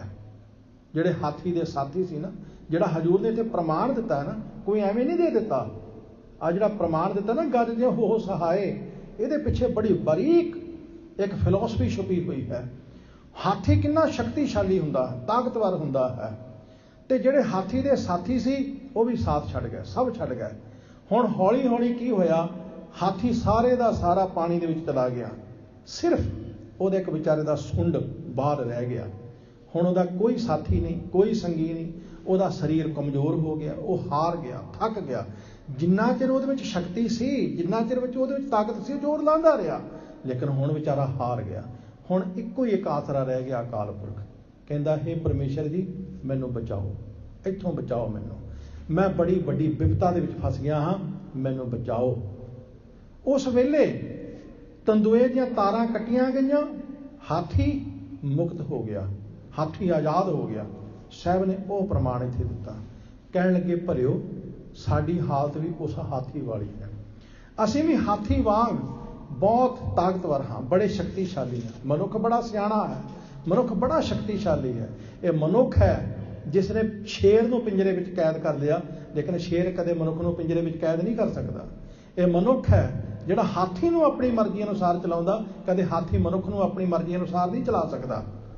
ਲੇਕਿਨ ਇੰਨਾ ਬਲਵਾਨ, ਇੰਨਾ ਸ਼ਕਤੀਸ਼ਾਲੀ ਹਾਥੀ, ਇਹਨੂੰ ਵਿਕਾਰਾਂ ਰੂਪੀ ਤੰਦੂਏ ਨੇ ਫੜ ਕੇ ਬਿਲਕੁਲ ਪਦਾਰਥਾਂ ਦੇ ਵਿੱਚ, ਸੰਸਾਰਕ ਸੁੱਖਾਂ ਵਿੱਚ, ਮੋਹ ਮਾਇਆ ਦੇ ਵਿੱਚ ਗਰਕਾ ਦਿੱਤਾ। ਜਿੰਨਾ ਚਿਰ ਤੇ ਇਹਦੇ ਕੋਲ ਸਿਆਣਪ ਸੀ ਉਹਨਾਂ ਚਿਰ ਤੇ ਜ਼ੋਰ ਲਾਉਂਦਾ ਰਿਹਾ। ਇਹਦੇ ਸੰਗੀ ਸਾਥੀ ਵੀ ਇਹਦਾ ਸਾਥ ਦਿੰਦੇ ਰਹੇ, ਲੇਕਿਨ ਹੌਲੀ ਹੌਲੀ ਸਭ ਇਹਦਾ ਸਾਥ ਛੱਡ ਗਿਆ। ਹੌਲੀ ਹੌਲੀ ਇਹ ਮਾਨਸਿਕ ਤੌਰ ਤੇ ਵੀ ਕਮਜ਼ੋਰ ਹੋਣਾ ਸ਼ੁਰੂ ਹੋ ਗਿਆ, ਇਹਦਾ ਜ਼ੋਰ ਲੱਗ ਗਿਆ। ਇਹ ਵਿਕਾਰ ਮੇਰਾ ਪਿੱਛਾ ਛੱਡਦੇ ਹੀ ਨਹੀਂ। ਮੈਨੂੰ ਸੰਸਾਰਕ ਸੁੱਖਾਂ ਵਿੱਚ ਮੋਹ ਮਾਇਆ ਵਿੱਚ ਗਰਕ ਹੀ ਕਰੀ ਜਾ ਰਹੇ ਨੇ, ਮੈਨੂੰ ਅਸਲੀ ਅਕੀਦੇ ਤੋਂ ਦੂਰ ਕਰੀ ਜਾ ਰਹੇ ਨੇ। ਫਿਰ ਇਹਦੇ ਅੰਦਰੋਂ ਅਰਦਾਸ ਨਿਕਲੀ, ਕਹਿੰਦਾ ਬਲ ਛੁੱਟ ਕੇ ਉਹ ਬੰਧਨ ਪਰੇ, ਕਛੂ ਨਾ ਹੋ ਤੋ ਪਾਏ, ਕਹੋ ਨਾਨਕ ਅਬ ਓਟ ਹਰ, ਗਜ ਜਿਉ ਹੋ ਸਹਾਏ। हे ਪਰਮੇਸ਼ਰ ਜੀ, ਹੁਣ ਏਦਾਂ ਮੇਰੀ ਸਹਾਇਤਾ ਕਰੋ ਜਿਵੇਂ ਉਸ ਹਾਥੀ ਦੀ ਸਹਾਇਤਾ ਕੀਤੀ ਸੀ। ਜਦੋਂ ਅੰਦਰੋਂ ਸਾਧ ਸੰਗਤ ਅਰਦਾਸ ਨਿਕਲਦੀ ਹੈ ਨਾ, ਜਦੋਂ ਅੰਦਰੋਂ ਅਰਦਾਸ ਨਿਕਲਦੀ, ਜਦੋਂ ਮਨੁੱਖ ਹਾਰ ਕੇ ਫੇਰ ਅਰਦਾਸ ਕਰਦਾ ਹੈ ਨਾ, ਤੇ ਉਸ ਅਕਾਲ ਪੁਰਖ ਵਾਹਿਗੁਰੂ ਦੇ ਦਰ ਤੇ ਸੁਣੀ ਜਾਂਦੀ ਹੈ, ਉਸ ਪ੍ਰਮਾਤਮਾ ਦੇ ਦਰ ਤੇ ਸੁਣੀ ਜਾਂਦੀ ਹੈ। ਅਰਦਾਸ ਵਿੱਚ ਬੜੀ ਸ਼ਕਤੀ ਹੁੰਦੀ ਹੈ, ਅਰਦਾਸ ਵਿੱਚ ਬਹੁਤ ਤਾਕਤ ਹੈ। ਪਰ ਅਰਦਾਸ ਦੇ ਵਿੱਚ ਹੰਕਾਰ ਨਾ ਹੋਵੇ, ਅਰਦਾਸ ਦੇ ਵਿੱਚ ਸ਼ੈਤਾਨੀ ਨਾ ਹੋਵੇ। ਇਹ ਦੋ ਗੱਲਾਂ ਅਰਦਾਸ ਵਿੱਚ ਨਾ ਹੋਣ, ਉਸ ਅਕਾਲ ਪੁਰਖ ਵਾਹਿਗੁਰੂ ਦੇ ਅੱਗੇ ਸੁਣੀ ਜਾਂਦੀ ਹੈ। ਮੈਂ ਇਹਦੇ ਵਾਸਤੇ ਦੋ ਪ੍ਰਮਾਣ ਤੁਹਾਡੀ ਸੇਵਾ ਵਿੱਚ ਰੱਖਦਾ। ਕਹਿੰਦੇ ਨੇ ਬਾਬਰ ਦਾ ਪੁੱਤਰ ਹੁਮਾਯੂ ਬਹੁਤ ਬਿਮਾਰ ਹੋ ਗਿਆ, ਮਰਨ ਕਿਨਾਰੇ ਹੋ ਗਿਆ। ਉਸ ਨੂੰ ਆਪਣਾ ਪੁੱਤਰ ਬੜਾ ਪਿਆਰਾ ਸੀ। ਉਹਨੇ ਆਪਣੇ ਗੁਰੂ ਨੂੰ ਪੁੱਛਿਆ, ਬਾਬਰ ਨੇ, ਕਿ ਗੁਰੂਦੇਵ ਦੱਸੋ ਮੇਰਾ ਪੁੱਤਰ ਕਿਵੇਂ ਤੰਦਰੁਸਤ ਹੋ ਸਕਦਾ, ਉਪਾਅ ਦੱਸੋ, ਜੋ ਕਹੋਗੇ ਬਸ ਉਹੀ ਕਰਾਂਗਾ। ਕਹਿੰਦੇ ਨੇ ਬਾਬਰ ਦੇ ਪੀਰ ਨੇ ਕਿਹਾ, ਤੈਨੂੰ ਜੋ ਸਭ ਤੋਂ ਪਿਆਰੀ ਚੀਜ਼ ਹੈ ਬਸ ਉਹ ਛੱਡ ਦੇ, ਇਹਦੇ ਬਦਲੇ ਵਿੱਚ ਇਹ ਤੇਰਾ ਪੁੱਤਰ ਠੀਕ ਹੋ ਜਾਏਗਾ। ਉਸਨੇ ਕਿਹਾ ਠੀਕ ਹੈ। ਮੰਤਰੀਆਂ ਨੇ ਪੁੱਛਿਆ, ਬਾਦਸ਼ਾਹ ਕੀ ਛੱਡੇਗਾ, ਰਾਜ ਭਾਗ ਛੱਡੇਗਾ? ਉਹ ਕਹਿਣ ਲੱਗਾ, ਰਾਜ ਭਾਗ ਕੀ, ਇਹ ਤਾਂ ਕੁਛ ਵੀ ਨਹੀਂ ਹੈ, ਇਹ ਤਾਂ ਮੈਂ ਜਦੋਂ ਚਾਹਾਂ ਹਾਸਲ ਕਰ ਸਕਦਾ ਹਾਂ, ਇਹ ਤਾਂ ਕੁਛ ਵੀ ਨਹੀਂ। ਕਹਿਣ ਲੱਗਾ ਕੀ ਛੱਡਾਂਗਾ? ਕਹਿਣ ਲੱਗਾ ਸਵੇਰੇ ਦੱਸਾਂਗਾ। ਉਸਨੇ ਸਵੇਰ ਦੀ ਨਮਾਜ਼ ਅਦਾ ਕੀਤੀ। ਨਮਾਜ਼ ਅਦਾ ਕਰਕੇ ਉਸਨੇ ਉਸ ਖੁਦਾ ਦੇ ਅੱਗੇ ਫਰਿਆਦ ਕੀਤੀ, ਹੇ ਖੁਦਾ, ਮੇਰੇ ਪੁੱਤਰ ਦੇ ਬਦਲੇ ਵਿੱਚ ਮੇਰੀ ਜਾਨ ਲੈ ਲਾ, ਮੇਰਾ ਪੁੱਤਰ ਠੀਕ ਕਰ ਦੇ। ਔਰ ਇਤਿਹਾਸ ਗਵਾਹ ਹੈ, ਬਾਬਰ ਸਰੀਰ ਤਿਆਗ ਗਿਆ, ਉਹਦਾ ਪੁੱਤਰ ਹੁਮਾਯੂ ਠੀਕ ਹੋਣਾ ਸ਼ੁਰੂ ਹੋ ਗਿਆ। ਉਸੇ ਹੁਮਾਯੂ ਨੇ ਬਾਅਦ ਵਿੱਚ ਰਾਜ ਵੀ ਕੀਤਾ। ਮੈਂ ਸਿੱਖ ਇਤਿਹਾਸ ਦੇ ਵਿੱਚੋਂ ਵੀ ਗਾਥਾ ਤੁਹਾਡੇ ਨਾਲ ਸਾਂਝੀ ਕਰਾਂ। ਮਹਾਰਾਜਾ ਰਣਜੀਤ ਸਿੰਘ ਬਹੁਤ ਜ਼ਿਆਦਾ ਬਿਮਾਰ ਪੈ ਗਿਆ 1817 ਵਿੱਚ, ਬਹੁਤ ਜ਼ਿਆਦਾ ਬਿਮਾਰ ਪੈ ਗਿਆ, ਬਚਣ ਦਾ ਕੋਈ ਹੀਲਾ ਹੀ ਨਾ ਰਿਹਾ। ਸ਼ਾਮ ਸਿੰਘ ਅਟਾਰੀ ਦੇ ਪਿਤਾ ਸਰਦਾਰ ਨਿਹਾਲ ਸਿੰਘ ਜੀ, ਉਹਨਾਂ ਨੇ ਦੇਖਿਆ ਇਹੋ ਜਿਹਾ ਧਰਮੀ ਰਾਜਾ ਨਹੀਂ ਮਿਲ ਸਕਦਾ, ਇਹੋ ਜਿਹਾ ਚੰਗਾ ਰਾਜਾ ਨਹੀਂ ਮਿਲ ਸਕਦਾ, ਸਾਡੇ ਵਰਗੇ ਤੇ ਹੋਰ ਬੜੇ ਪੈਦਾ ਹੋ ਜਾਣਗੇ, ਇਹੋ ਜਿਹਾ ਚੰਗਾ ਪੁਰਸ਼ ਨਹੀਂ ਪੈਦਾ ਹੋ ਸਕਦਾ। ਸਰਦਾਰ ਨਿਹਾਲ ਸਿੰਘ ਨੇ ਮਹਾਰਾਜਾ ਰਣਜੀਤ ਸਿੰਘ ਦੇ ਪਲੰਘ ਦੇ ਆਲੇ ਦੁਆਲੇ 3 ਪ੍ਰਕਰਮਾਂ ਕਰਕੇ ਅਰਦਾਸ ਕੀਤੀ, ਹੈ ਗੁਰੂ ਗੋਬਿੰਦ ਸਿੰਘ ਸਾਹਿਬ, ਇਹੋ ਜਿਹਾ ਰਾਜਾ ਨਹੀਂ ਮਿਲਣਾ, ਇਹਦੇ ਬਦਲੇ ਵਿੱਚ ਮੈਨੂੰ ਚੁੱਕ ਲਾ, ਮੇਰੇ ਸਵਾਸ ਤੋਂ ਇਹਨੂੰ ਦੇ ਦੇ। ਸਰਦਾਰ ਨਿਹਾਲ ਸਿੰਘ ਅਟਾਰੀ ਚਲੇ ਗਏ, ਜਾ ਕੇ ਸਰੀਰ ਛੱਡ ਦਿੱਤਾ। ਇੱਧਰ ਮਹਾਰਾਜਾ ਰਣਜੀਤ ਸਿੰਘ ਤੰਦਰੁਸਤ ਹੋਣਾ ਸ਼ੁਰੂ ਹੋ ਗਏ। ਇੱਧਰ ਮਹਾਰਾਜਾ ਰਣਜੀਤ ਸਿੰਘ ਨੇ ਮੁੜ ਰਾਜ ਕੀਤਾ।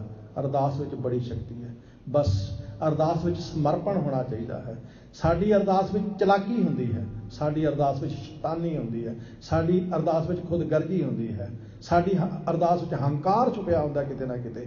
ਇਸੇ ਕਰਕੇ ਅਸੀਂ ਕਹਿੰਦੇ ਹਾਂ ਜੀ, ਅਰਦਾਸ ਤੇ ਬੜੀਆਂ ਕੀਤੀਆਂ ਪਰ ਰੱਬ ਨੇ ਸੁਣੀ ਨਹੀਂ। ਸੁਣਨੇ ਕੀ ਸੀ? ਤੁਹਾਡੀ ਅਰਦਾਸ ਦੇ ਵਿੱਚ ਹੰਕਾਰ ਦੀ ਬਦਬੂ ਸੀ, ਤੁਹਾਡੀ ਅਰਦਾਸ ਦੇ ਵਿੱਚ ਖੁਦਗਰਜੀ ਸੀ, ਸਮਰਪਣ ਤੇ ਹੈ ਹੀ ਕੋਈ ਨਹੀਂ ਸੀ, ਤੇ ਅਰਦਾਸ ਕਿੱਥੋਂ ਸੁਣੀ ਜਾਂਦੀ? ਅਰਦਾਸ ਦੇ ਵਿੱਚ ਬੜੀ ਸ਼ਕਤੀ ਹੁੰਦੀ ਹੈ। ਇੱਥੇ ਸੱਚੇ ਪਾਤਸ਼ਾਹ ਗੁਰੂ ਤੇਗ ਬਹਾਦਰ ਸਾਹਿਬ ਕਹਿੰਦੇ ਨੇ, ਜਦੋਂ ਸਿੱਖ ਦੇ ਅੰਦਰੋਂ ਅਰਦਾਸ ਨਿਕਲੀ ਤੇ ਅਗਲੇ ਸ਼ਲੋਕ ਵਿੱਚ ਮਹਾਰਾਜ ਕੀ ਕਿਰਪਾ ਕਰਦੇ ਹਨ, ਬਲ ਹੋਆ ਬੰਧਨ ਛੁਟੇ, ਸਭ ਕਿਛ ਹੋਤ ਉਪਾਏ। ਮਹਾਰਾਜ ਕਹਿੰਦੇ ਨੇ ਹੁਣ ਅੰਦਰੋਂ ਹੀ ਬਲ ਮਿਲਿਆ ਹੈ, ਅੰਦਰੋਂ ਹੀ ਸ਼ਕਤੀ ਮਿਲੀ ਹੈ, ਅੰਦਰੋਂ ਹੀ ਸਮਝ ਆਈ ਹੈ, ਅੰਦਰੋਂ ਹੀ ਸੋਝੀ ਹੋਈ ਹੈ। ਹੁਣ ਜਿਹੜੇ ਬੰਧਨ ਪਏ ਹੋਏ ਸੀ ਵਿਕਾਰਾਂ ਦੇ, ਉਹਨਾਂ ਸਭਨਾਂ ਤੋਂ ਛੁਟਕਾਰਾ ਹੋ ਗਿਆ। ਜਿਹੜੇ ਉਪਾਅ ਚੱਲਦੇ ਨਹੀਂ ਸੀ, ਜਿਹੜੀਆਂ ਕੋਸ਼ਿਸ਼ਾਂ ਨਾਕਾਮ ਸਨ, ਉਹ ਸਭ ਕੋਸ਼ਿਸ਼ਾਂ ਹੁਣ ਕੰਮ ਆਉਣ ਲੱਗ ਪਈਆਂ ਨੇ। ਮਹਾਰਾਜ ਕਹਿੰਦੇ ਹਨ ਅੰਦਰੋਂ ਸ਼ਕਤੀ ਮਿਲੀ ਹੈ। ਸਿੱਖ ਇਹ ਨਹੀਂ ਕਿ ਜੇ ਮਨ ਨਹੀਂ ਟਿਕਦਾ ਤੇ ਮੈਂ ਨਾਮ ਜਪਣਾ ਛੱਡ ਦਿਆਂ, ਜੇ ਮਨ ਨਹੀਂ ਟਿਕਦਾ ਤੇ ਮੈਂ ਗੁਰਦੁਆਰੇ ਆਉਣਾ ਛੱਡ ਦਿਆਂ। ਅਸੀਂ ਚੰਗੇ ਕੰਮ ਵਾਸਤੇ ਕੋਈ ਨਾ ਕੋਈ ਬਹਾਨਾ ਲੱਭਦੇ ਰਹਿੰਦੇ ਹਾਂ, ਕੋਈ ਨਾ ਕੋਈ ਬਹਾਨਾ ਲੱਭਦੇ ਰਹਿੰਦੇ ਹਾਂ। ਕਹਿੰਦੇ ਜੀ ਸਾਡਾ ਮੁੰਡਾ ਗੁਰਦੁਆਰੇ ਆਉਂਦਾ ਹੁੰਦਾ ਸੀ, ਇੱਕ ਵਾਰੀ ਉਹਨੇ ਕਿਸੇ ਨੂੰ ਫਤਿਹ ਬੁਲਾਈ, ਉਹਨੇ ਮੂਹਰੇ ਜਵਾਬ ਨਾ ਦਿੱਤਾ, ਉਹਦਾ ਮਨ ਖੱਟਾ ਹੋ ਗਿਆ, ਗੁਰਦੁਆਰੇ ਹੀ ਨਹੀਂ ਆਇਆ। ਉਹ ਬੰਦੇ ਕਰਕੇ ਗੁਰਦੁਆਰੇ ਆਉਂਦੇ ਅਸੀਂ ਇੱਥੇ ਕੋਈ ਸਤਿਕਾਰ ਮਾਣ ਲੈਣ ਵਾਸਤੇ ਆਉਂਦੇ ਹਾਂ? ਅਸੀਂ ਗੁਰੂ ਘਰ ਆਉਂਦੇ ਹਾਂ ਗੁਰੂ ਵਾਸਤੇ। ਗੁਰੂ ਸਾਰਿਆਂ ਨੂੰ ਪਿਆਰ ਕਰਦਾ ਹੈ। ਸਾਡੇ ਨਾਲ ਕੋਈ ਬੰਦਾ ਪਿਆਰ ਕਰੇ ਨਾ ਕਰੇ ਕੀ ਫਰਕ ਪੈਣ ਲੱਗਾ? ਬੰਦਾ ਸਾਡੀ ਫਤਿਹ ਦਾ ਜਵਾਬ ਦੇਵੇ ਨਾ ਦੇਵੇ ਕੀ ਫਰਕ ਪੈਣ ਲੱਗਾ? ਲੇਕਿਨ ਸਤਿਗੁਰੂ ਇਹ ਸਾਨੂੰ ਚਰਨੀ ਲਾਉਂਦਾ ਹੈ। ਭਾਈ ਗੁਰਦਾਸ ਕਹਿੰਦੇ ਨੇ, ਚਰਨ ਸ਼ਰਨ ਗੁਰ ਏਕ ਪੈਂਡਾ ਜਾਏ ਚੱਲ, ਸਤਿਗੁਰ ਕੋਟ ਪੈਂਡਾ ਗਏ ਹੋਏ ਲੇਤ ਹੈ। ਤੂੰ ਇੱਕ ਕਦਮ ਸਤਿਗੁਰੂ ਵੱਲ ਨੂੰ ਪੁੱਟ, ਸਤਿਗੁਰੂ ਕਰੋੜਾਂ ਕਦਮ ਤੇਰੇ ਵੱਲ ਨੂੰ ਪੁੱਟਦਾ ਹੈ। ਪਰ ਨਹੀਂ, ਅਸੀਂ ਕੋਈ ਨਾ ਕੋਈ ਬਹਾਨਾ ਲੱਭਦੇ ਹਾਂ, ਕੋਈ ਨਾ ਕੋਈ ਸਾਨੂੰ ਬਹਾਨਾ ਮਿਲ ਜਾਏ ਅਸੀਂ ਗੁਰਦੁਆਰੇ ਨਾ ਜਾਈਏ, ਕੋਈ ਨਾ ਕੋਈ ਸਾਨੂੰ ਬਹਾਨਾ ਮਿਲ ਜਾਏ ਅਸੀਂ ਗੁਰੂ ਦੀ ਸੰਗਤ ਵਿੱਚ ਨਾ ਜਾਈਏ, ਅਸੀਂ ਉਹ ਸਾਰਾ ਦੋਸ਼ ਕਿਸੇ ਹੋਰ ਤੇ ਮੜ ਦਈਏ, ਬਸ ਜੀ ਉਹਦੇ ਕਰਕੇ ਅਸੀਂ ਗੁਰਦੁਆਰੇ ਨਹੀਂ ਜਾਂਦੇ। ਇਹ ਸਭ ਸਾਡੇ ਬਹਾਨੇ ਹਨ। ਸੱਚੇ ਪਾਤਸ਼ਾਹ ਧੰਨ ਗੁਰੂ ਤੇਗ ਬਹਾਦਰ ਸਾਹਿਬ ਜੀ ਮਹਾਰਾਜ ਕਹਿੰਦੇ ਨੇ, ਜਦੋਂ ਅਰਦਾਸ ਅੰਦਰੋਂ ਨਿਕਲੀ, ਅੰਦਰੋਂ ਸ਼ਕਤੀ ਮਿਲ ਗਈ, ਅੰਦਰੋਂ ਹੀ ਸਮਝ ਮਿਲ ਗਈ, ਤੇ ਸਿੱਖ ਇਸ ਕਰਕੇ ਹੁਣ ਪ੍ਰਮਾਤਮਾ ਨਾਲ ਜੁੜਨੋਂ ਹਟ ਗਿਆ, ਨਹੀਂ ਹਟਿਆ ਕਿ ਵਿਕਾਰ ਤੇ ਮੇਰਾ ਪਿੱਛਾ ਛੱਡਦੇ ਹੀ ਨਹੀਂ। ਵਿਕਾਰ ਆਪਣਾ ਕੰਮ ਕਰੀ ਜਾਂਦੇ ਨੇ, ਮਨ ਆਪਣਾ ਕੰਮ ਕਰੀ ਜਾਂਦਾ ਹੈ, ਉਹ ਲੰਮੀ ਲੰਮੀ ਨਦੀ ਆਪਣੀ ਵੱਖਰੀ ਵਹੀ ਜਾਂਦੀ ਹੈ। ਪਰ ਸਤਿਗੁਰੂ ਦੇ ਸਿੱਖ ਨੇ ਉਹ ਬੇੜਾ ਉਤਾਰ ਦਿੱਤਾ ਹੈ। ਸਤਿਗੁਰੂ ਦਾ ਸਿੱਖ ਨਾਮ ਦੇ ਬੇੜੇ ਵਿੱਚ ਅਸਵਾਰ ਹੋ ਕੇ ਉਸ ਦਰਿਆ ਨੂੰ ਪਾਰ ਕਰਨ ਵਾਸਤੇ ਚੱਲ ਪਿਆ ਹੈ। ਇਸ ਤਰ੍ਹਾਂ ਸੱਚੇ ਪਾਤਸ਼ਾਹ ਕਿਰਪਾ ਕਰਦੇ ਹਨ। ਨਾਨਕ ਸਭ ਕਿਛ ਤੁਮਰੇ ਹਾਥ ਮੈਂ, ਤੁਮ ਹੀ ਹੋਤ ਸਹਾਏ। ਮਹਾਰਾਜ ਕਹਿੰਦੇ ਨੇ, ਹੇ ਪਰਮੇਸ਼ਰ ਜੀ, ਸਾਰਾ ਕੁਝ ਤੁਹਾਡੇ ਹੱਥ ਵਿੱਚ ਹੀ ਹੈ, ਤੁਸੀਂ ਹੀ ਸਹਾਇਕ ਬਣਦੇ ਹੋ। ਅਧਿਆਤਮ ਦੇ ਰਾਹ ਵਿੱਚ, ਰੂਹਾਨੀਅਤ ਦੇ ਮਾਰਗ ਵਿੱਚ ਤੁਸੀਂ ਹੀ ਸਹਾਇਤਾ ਕਰ ਸਕਦੇ ਹੋ। ਬਾਹਰ ਦੁਨਿਆਵੀ ਤੌਰ ਤੇ ਕੋਈ ਮੁਸ਼ਕਲ ਆ ਜਾਏ, ਹੋ ਸਕਦਾ ਕੋਈ ਸਾਡੀ ਮਦਦ ਕਰ ਦੇਵੇ, ਪਰ ਰੂਹਾਨੀਅਤ ਦੇ ਮਾਰਗ ਵਿੱਚ ਕੋਈ ਸਾਡੀ ਮਦਦ ਨਹੀਂ ਕਰ ਸਕਦਾ। ਅਧਿਆਤਮਿਕਤਾ ਦੇ ਰਾਹ ਵਿੱਚ ਕੋਈ ਸਾਡਾ ਸੰਗੀ ਸਾਥੀ ਨਹੀਂ ਬਣ ਸਕਦਾ। ਉੱਥੇ ਸਾਡਾ ਸਹਾਇਕ ਕੇਵਲ ਤੇ ਕੇਵਲ ਸਤਿਗੁਰੂ ਬਣਦਾ, ਉੱਥੇ ਸਾਡਾ ਸਹਾਇਕ ਕੇਵਲ ਤੇ ਕੇਵਲ ਪਰਮੇਸ਼ਰ ਬਣਦਾ। ਇਸ ਨੂੰ ਹੋਰ ਮਹਾਰਾਜ ਅਗਲੇ ਸ਼ਲੋਕ ਵਿੱਚ ਸਪਸ਼ਟ ਕਰਦੇ ਹਨ। ਸੰਗ ਸਖਾ ਸਭ ਤਜ ਗਏ, ਕੋ ਨ ਨਿਭਿਓ ਸਾਥ। ਮਹਾਰਾਜ ਕਹਿੰਦੇ ਨੇ, ਉਸ ਰੂਹਾਨੀਅਤ ਦੇ ਮਾਰਗ ਤੇ ਸਾਰੇ ਸੰਗੀ, ਸਾਰੇ ਸਾਥੀ ਸਾਥ ਛੱਡ ਗਏ ਹਨ। ਸੰਗ ਸਖਾ ਸਭ ਤਜ ਗਏ, ਕੋ ਨਾ ਨਿਭਿਓ ਸਾਥ। ਕੋਈ ਸਾਥੀ ਨਹੀਂ ਬਣਿਆ ਰੂਹਾਨੀਅਤ ਦੇ ਮਾਰਗ ਤੇ, ਕੋਈ ਸਾਡਾ ਸਾਥੀ ਨਹੀਂ ਬਣੇਗਾ। ਮਤ ਸਮਝਿਓ ਕਿ ਸਾਡਾ ਪਿਤਾ ਬਹੁਤ ਨਾਮ ਜਪਦਾ ਹੈ, ਉਹ ਸਾਡੀ ਸਹਾਇਤਾ ਕਰੇਗਾ। ਕੋਈ ਪਿਤਾ ਸਮਝੇ ਕਿ ਮੇਰਾ ਪੁੱਤਰ ਬਹੁਤ ਨਾਮ ਜਪਦਾ ਹੈ, ਇਹ ਮੇਰੀ ਕੋਈ ਸਹਾਇਤਾ ਕਰੇਗਾ, ਨਹੀਂ, ਬਿਲਕੁਲ ਨਹੀਂ। ਵਿਦਵਾਨ ਪੁਰਸ਼ ਕਹਿੰਦੇ ਨੇ, ਦੁਨਿਆਵੀ ਧਨ ਤੇ ਨਾਮ ਦਾ ਧਨ, ਇਹਨਾਂ ਦੋਹਾਂ ਵਿੱਚ ਇੰਨਾ ਹੀ ਫਰਕ ਹੈ। ਪਿਤਾ ਕਮਾਵੇ ਦੁਨਿਆਵੀ ਧਨ, ਹੋ ਸਕਦਾ ਹੈ ਉਹ ਆਪਣੇ ਪੁੱਤਰ ਦੀ ਝੋਲੀ ਪਾ ਦੇਵੇ, ਪੁੱਤਰ ਕਮਾਵੇ, ਹੋ ਸਕਦਾ ਆਪਣੇ ਪਿਤਾ ਦੀ ਝੋਲੀ ਪਾ ਦੇਵੇ, ਪਰ ਇੱਥੇ ਨਹੀਂ। ਇਹ ਜਿਹੜਾ ਨਾਮ ਦਾ ਧਨ ਹੈ ਨਾ, ਇਹ ਤੇ ਜੇ ਕੋ ਖਾਵੇ ਜੇ ਕੋ ਪੁੰਚੈ ਤਿਸਕਾ ਹੋਏ ਉਦਾਰੋ, ਇਹ ਤੇ ਇਹੋ ਜਿਹਾ ਧਨ ਹੈ। ਦੁਨਿਆਵੀ ਧਨ ਤੇ ਸਤਿਗੁਰੂ ਕਹਿੰਦੇ ਨੇ, ਕੋਈ ਵਾਹੈ ਕੋ ਲੁਣੈ ਕੋ ਪਾਏ ਖਲਿਹਾਨ, ਨਾਨਕ ਏਵ ਨਾ ਜਾਪੇ ਕੋਈ ਖਾਏ ਨਿਦਾਨ। ਜਿਸਨੇ ਖੇਤ ਵਾਇਆ ਕੋਈ ਜ਼ਰੂਰੀ ਥੋੜੋ ਉਹੀ ਬੀਜ ਬੀਜੇਗਾ, ਜਿਸਨੇ ਬੀਜਿਆ ਕੋਈ ਜ਼ਰੂਰੀ ਥੋੜੋ ਉਹੀ ਵੱਢੇਗਾ, ਜਿਸਨੇ ਵੱਢਿਆ ਕੋਈ ਜ਼ਰੂਰੀ ਥੋੜੋ ਉਹੀ ਖਾਵੇਗਾ। ਹੋ ਸਕਦਾ ਖਾਣ ਵਾਲਾ ਕੋਈ ਹੋਰ ਹੋਵੇ, ਪਰ ਧਰਮ ਦੀ ਦੁਨੀਆ ਵਿੱਚ ਨਹੀਂ, ਰੂਹਾਨੀਅਤ ਦੀ ਦੁਨੀਆ ਦੇ ਵਿੱਚ ਨਹੀਂ। ਸੱਚੇ ਪਾਤਸ਼ਾਹ ਕਹਿੰਦੇ ਨੇ, ਰੂਹਾਨੀਅਤ ਦੇ ਮਾਰਗ ਤੇ ਸਾਰੇ ਸੰਗੀ ਸਾਥੀ ਸਾਥ ਛੱਡ ਗਏ, ਕੋਈ ਵੀ ਨਾਲ ਨਿਭਿਆ ਨਹੀਂ ਹੈ। ਕਹੁ ਨਾਨਕ ਇਹ ਵਿਪਤ ਮੈਂ, ਟੇਕ ਏਕ ਰਘਨਾਥ। ਮਹਾਰਾਜ ਕਹਿੰਦੇ ਨੇ, ਇਸ ਵਿਪਤਾ ਵਿੱਚ ਸਿਰਫ ਤੇ ਸਿਰਫ ਇੱਕ ਪਰਮੇਸ਼ਰ ਵਾਹਿਗੁਰੂ ਜੀ ਦੀ ਹੀ ਟੇਕ ਹੈ। ਇਸ ਵਿਪਤਾ ਵਿੱਚ, ਇੱਥੇ ਬਾਹਰੀ ਵਿਪਤਾ ਦੀ ਗੱਲ ਨਹੀਂ ਹੋ ਰਹੀ, ਇੱਥੇ ਅੰਦਰਲੀ ਵਿਪਤਾ ਦੀ ਗੱਲ ਹੋ ਰਹੀ ਹੈ। ਇੱਥੇ ਬਾਹਰਲੇ ਦੁੱਖਾਂ ਦੀ ਗੱਲ ਨਹੀਂ ਹੋ ਰਹੀ, ਇੱਥੇ ਅੰਦਰਲੇ ਦੁੱਖਾਂ ਦੀ ਗੱਲ ਹੋ ਰਹੀ ਹੈ। ਇੱਥੇ ਰੂਹਾਨੀਅਤ ਦੀ ਗੱਲ ਹੋ ਰਹੀ ਹੈ, ਇੱਥੇ ਅਧਿਆਤਮਿਕਤਾ ਦੀ ਗੱਲ ਹੋ ਰਹੀ ਹੈ। ਬਾਹਰਲੇ ਦੁੱਖਾਂ ਵਿੱਚ ਤੇ ਸਾਡੀ ਕੋਈ ਮਦਦ ਕਰ ਸਕਦਾ ਹੈ, ਲੇਕਿਨ ਜਿਹੜਾ ਰੱਬੀ ਪਰਮਾਤਮਾ ਦੇ ਪਿਆਰਿਆਂ ਦਾ ਜਿਹੜਾ ਦੁੱਖ ਹੈ, ਉਹਦੇ ਵਿੱਚ ਕੋਈ ਸਾਥੀ ਨਹੀਂ ਹੋ ਸਕਦਾ। ਉਹ ਜਿਹੜਾ ਅੰਦਰਲਾ ਦੁੱਖ ਹੈ। ਗੁਰਬਾਣੀ ਦੇ ਵਿੱਚ ਇਸ ਤਰ੍ਹਾਂ ਦੇ ਬਚਨ ਅਨੰਤ ਨੇ। ਗੁਰੂ ਅਰਜਨ ਦੇਵ ਸੱਚੇ ਪਾਤਸ਼ਾਹ ਕਹਿੰਦੇ ਨੇ, ਇੱਕ ਘੜੀ ਮੋਕੋ ਬਹੁਤ ਦਿਹਾਰੇ, ਮਨ ਨਾ ਰਹੇ ਕੈਸੇ ਮਿਲੋ ਪਿਆਰੇ। ਇੱਕ ਘੜੀ ਪਲ ਪਰਮਾਤਮਾ ਵਿਛੜਦਾ ਹੈ, ਮੇਰੇ ਵਾਸਤੇ ਇਦਾਂ ਲੱਗਦਾ ਜਿਵੇਂ ਕਈ ਦਿਨ ਵਿਛੜ ਗਿਆ ਹੋਵੇ, ਕਈ ਦਿਨ ਦੂਰ ਹੋ ਗਿਆ ਹੋਵੇ। ਇਸੇ ਤਰ੍ਹਾਂ ਸਤਿਗੁਰੂ ਸੱਚੇ ਪਾਤਸ਼ਾਹ ਜੀ ਨੇ, ਧੰਨ ਗੁਰੂ ਰਾਮਦਾਸ ਜੀ ਮਹਾਰਾਜ ਨੇ ਤੇ ਇੱਥੋਂ ਤੱਕ ਕਹਿ ਦਿੱਤਾ, ਕਹਿਣ ਲੱਗੇ, ਹਰ ਹਰ ਸੱਜਣ ਮੇਰਾ ਪ੍ਰੀਤਮ ਰਾਇਆ, ਕੋਈ ਆਣ ਮਿਲਾਵੇ ਮੇਰੇ ਪ੍ਰਾਣ ਜਿਵਾਇਆ, ਹਉ ਰਹਿ ਨਾ ਸਕਾਂ ਬਿਨ ਦੇਖੇ ਪ੍ਰੀਤਮਾ, ਮੈਂ ਨੀਰ ਵਹੇ ਵਹਿ ਚੱਲੇ ਜੀਓ। ਮੇਰੇ ਨੇਤਰਾਂ ਤੋਂ ਨੀਰ ਵਹਿੰਦਾ ਰਹਿੰਦਾ, ਕੋਈ ਮੈਨੂੰ ਮੇਰੇ ਰੱਬ ਨਾਲ ਮਿਲਾ ਦੇਵੇ, ਕੋਈ ਮੈਨੂੰ ਮੇਰੇ ਪ੍ਰਮਾਤਮਾ ਨਾਲ ਮਿਲਾ ਦੇਵੇ। ਸਤਿਗੁਰੂ ਕਹਿੰਦੇ ਹਨ, ਉਸ ਅਵਸਥਾ ਦੇ ਵਿੱਚ ਉਹ ਜਿਹੜੀ ਵਿਪਤਾ ਹੈ, ਰੱਬੀ ਬੰਦਿਆਂ ਦੇ ਕੋਲ ਧਨ ਨਾ ਹੋਵੇ, ਉਹਨਾਂ ਨੂੰ ਕੋਈ ਵਿਪਤਾ ਨਹੀਂ ਹੈ। ਰੱਬੀ ਬੰਦਿਆਂ ਦੇ ਕੋਲ ਕੋਈ ਦੁਨਿਆਵੀ ਮਾਣ ਸਤਿਕਾਰ ਨਾ ਵੀ ਹੋਵੇ, ਉਹਨਾਂ ਦੇ ਵਾਸਤੇ ਕੋਈ ਵਿਪਤਾ ਨਹੀਂ ਹੈ। ਉਹਨਾਂ ਦੇ ਵਾਸਤੇ ਵਿਪਤਾ ਉਦੋਂ ਬਣਦੀ ਹੈ ਜਦੋਂ ਪਰਮੇਸ਼ਰ ਵਾਹਿਗੁਰੂ ਜੀ ਦਾ ਪਿਆਰ, ਜਦੋਂ ਪਰਮੇਸ਼ਰ ਵਾਹਿਗੁਰੂ ਜੀ ਦਾ ਨਾਮ ਉਹਨਾਂ ਦੇ ਅੰਦਰੋਂ ਦੂਰ ਹੋ ਜਾਂਦਾ, ਉਹਨਾਂ ਦੇ ਵਾਸਤੇ ਉਦੋਂ ਵਿਪਤਾ ਬਣਦੀ ਹੈ। ਇਸੇ ਲਈ ਬਾਬਾ ਰਵਿਦਾਸ ਕਹਿੰਦੇ ਨੇ, ਕਹਾਂ ਭਇਓ ਜੋ ਤਨ ਭਇਓ ਛਿਨ ਛਿਨ, ਪ੍ਰੇਮ ਜਾਏ ਤਾਂ ਡਰ ਪੈ ਤੇਰੋ ਜਨ। ਜਿਸ ਵੇਲੇ ਬਾਬਾ ਮਤੀ ਦਾਸ ਨੂੰ ਕਿਹਾ ਸੀ ਨਾ ਕਿ ਤੇਰੇ ਸਿਰ ਤੇ ਆਰਾ ਚੱਲੇਗਾ, ਦੱਸ ਤੇਰੀ ਆਖਰੀ ਮੰਗ ਕੀ ਹੈ? ਤੇ ਬਾਬਾ ਮਤੀ ਦਾਸ ਨੇ ਕਿਹਾ ਸੀ, ਮੇਰੀ ਇੱਕੋ ਹੀ ਮੰਗ ਹੈ ਕਿ ਜਦੋਂ ਮੇਰੇ ਸਿਰ ਤੇ ਆਰਾ ਚੱਲੇ, ਮੇਰਾ ਮੁਖ ਧੰਨ ਗੁਰੂ ਤੇਗ ਬਹਾਦਰ ਸਾਹਿਬ ਮਹਾਰਾਜ ਵੱਲ ਹੋਵੇ। ਕਿਉਂ? ਕਿਉਂਕਿ ਧੰਨ ਗੁਰੂ ਤੇਗ ਬਹਾਦਰ ਸਾਹਿਬ ਤੋਂ ਜੇ ਕਿਤੇ ਮੇਰਾ ਮੁਖ ਤੁਸੀਂ ਦੂਸਰੇ ਪਾਸੇ ਕਰ ਦਿੱਤਾ ਨਾ, ਉਹ ਦੁੱਖ ਨਹੀਂ ਮੇਰੇ ਤੋਂ ਚੱਲਿਆ ਜਾਣਾ। ਇਹ ਜਿਹੜਾ ਸਿਰ ਤੇ ਆਰਾ ਚੱਲੇਗਾ, ਇਹਦਾ ਦੁੱਖ ਤੇ ਮੈਂ ਸਹਾਰ ਲਵਾਂਗਾ, ਪਰ ਗੁਰੂ ਤੋਂ ਬੇਮੁਖਤਾ ਵਾਲਾ ਦੁੱਖ ਨਹੀਂ ਮੇਰੇ ਤੋਂ ਚੱਲਿਆ ਜਾਣਾ, ਉਹ ਦੁੱਖ ਨਹੀਂ ਮੇਰੇ ਤੋਂ ਸਹਾਰਿਆ ਜਾਣਾ। ਇਸੇ ਕਰਕੇ ਤੇ ਬਾਬਾ ਕਬੀਰ ਕਹਿੰਦੇ ਨੇ ਕਰਵਤ ਭਲਾ ਨਾ ਕਰਵਟ ਤੇਰੀ, ਲਾਗ ਗਲੇ ਸੁਣ ਬੇਨਤੀ ਮੇਰੀ। ਹੇ ਪਰਮੇਸ਼ਰ ਜੀ, ਸਿਰ ਤੇ ਕਰਵਤ ਚੱਲੇ, ਆਰਾ ਚੱਲੇ, ਉਹ ਮੇਰੇ ਵਾਸਤੇ ਚੰਗਾ ਹੈ, ਲੇਕਿਨ ਹੇ ਮਾਲਕ ਜੀ, ਤੇਰੀ ਕਰਵਟ ਨਹੀਂ ਚੰਗੀ।